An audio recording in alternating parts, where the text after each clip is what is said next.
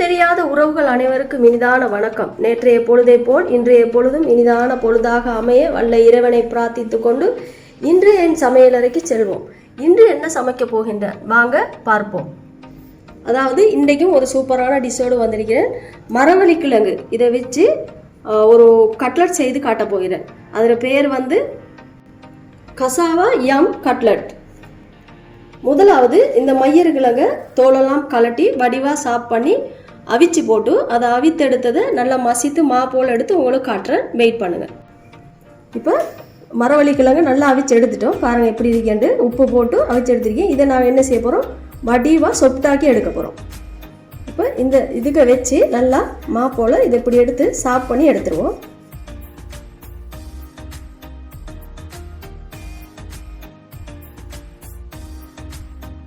இப்போ வந்து பாருங்கள் எப்படி சொப்டாக எடுத்துருக்கேன். இதுக்கு நாம் அவசியமான பொருட்களை உங்களை ஒன்றொன்றும் நாங்கள் சேர்த்துக்கொள்ளும் போது நீங்கள் பார்த்துக்கொள்ளுங்க.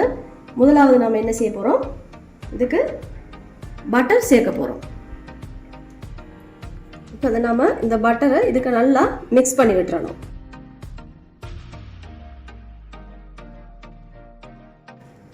அடுத்தது வந்து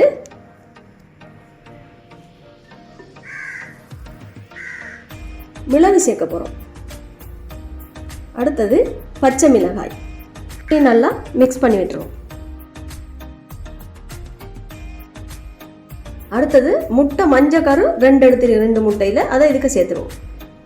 அதையும் நல்லா சேர்த்து நல்லா மிக்ஸ் பண்ணி விட்டு போட்டு வெங்காயத்தை சேர்க்க போகிறோம். ஒரு பெரிய வெங்காயம் ஒன்று எடுத்து அதை சாப் பண்ணி வச்சுருக்கேன். அதை இதுக்கு சேர்த்துருவோம்.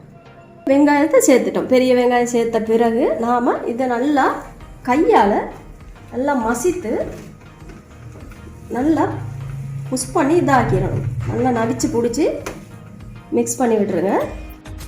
துண்டு மிளகாய் 1 கிரண்டி. அடுத்தது இதையும் நல்லா மிக்ஸ் பண்ணி விட்டுருங்க. 3 மேசக்கிரண்டி தேங்காய் பால் சேர்த்துருவோம்.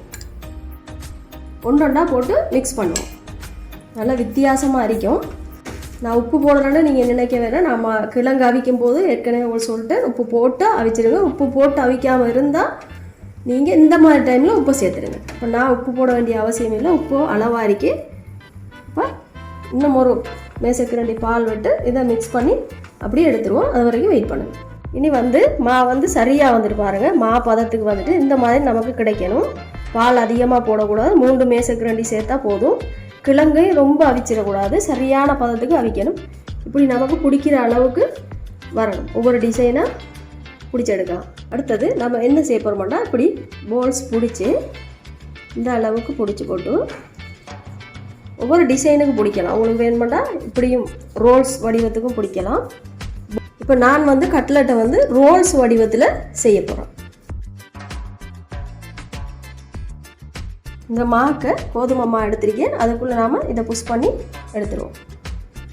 அடுத்தது இந்த முட்டை 2 எடுத்து அடித்து வச்சு அதுக்குள்ளே இதை போட்டுருவோம். அடுத்தது பான் பவுடர், அதுக்கு இதை போட்டுருவோம். இதை நல்லா மிக்ஸ் பண்ணி விட்டுருவோம். கையால் நல்லா வடிவாக பாருங்கள் எப்படி வந்திருக்கிறது. இந்த மாதிரி செய்து எடுத்துருவோம்.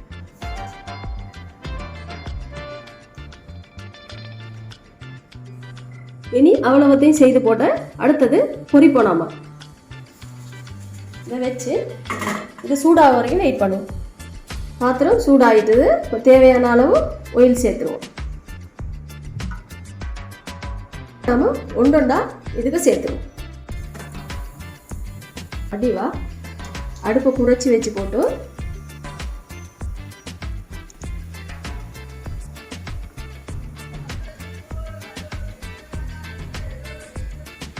இந்த மாதிரி பொன்னிறமாக பொரிச்சு எடுக்கணும். கூடுதலாக அடுப்பை கூட்டிடாதீங்க. சரியான அளவில் மென்மையான சூட்டில் வச்சுருங்க. இதை இப்போ நாம்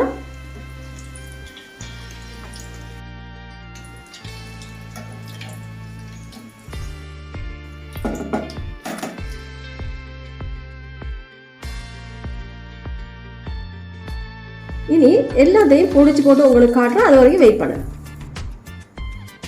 கசாவா யம் கட்லட் போல்ஸ் 2மே சரியாக சூப்பராக செய்திருக்கேன். இந்த மாதிரி நீங்கள் கொஞ்சம் லேசியான இலகுவான வேலை தான். இதை மாதிரி நீங்கள் செய்து பாருங்கள். ரொம்ப வித்தியாசமான ஒரு டிஷ் உண்டு. இதுக்கு முதலும் கசாவா கட்லட் செய்து காட்டியிருக்கேன். இதை மாதிரி நீங்களும் சூப்பராக செய்து சாப்பிட்டு பாருங்கள். இனி நாளைய தினம் இதை விட சூப்பரான டிஷ்ஷோடு உங்கள் முன் வந்து நிற்பேன். அது வரைக்கும் விடைபெற்றுக் கொள்ள நான் நஸ்லானியா. அஸ்ஸலாமு அலைக்கும்.